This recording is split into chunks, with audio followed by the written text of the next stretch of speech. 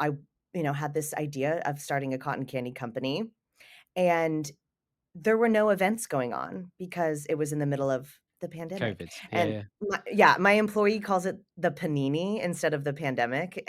I just think it's hilarious. I know, but it's a happier word than, Anyway, so during the panini, I was starting this cotton candy cart, thinking one day events will happen again and I can do events. But there were no events at that time, so I spent a lot of time making cotton candy. I make my own sugar bases. So I can make peanut butter cotton candy, champagne.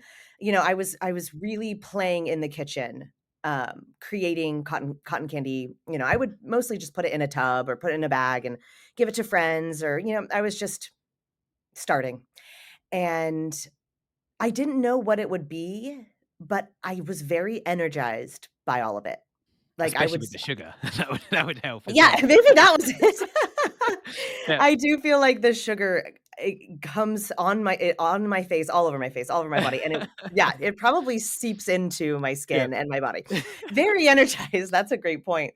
Um, and yeah, I didn't know what it would be, and then I what I did was I started putting a bunch of cotton candy in a larger tub. I still have it. It was a big Costco size, which Costco is like, a big giant shopping center.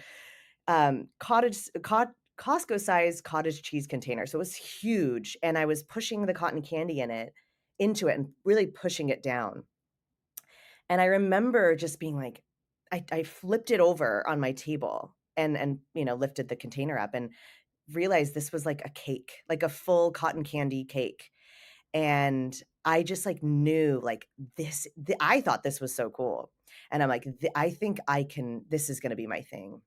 I just I've had this feeling, but that didn't take off for a while. It was just in the back of my head, and I didn't know if anyone would want that, and it was a challenge to start during the pandemic and not know.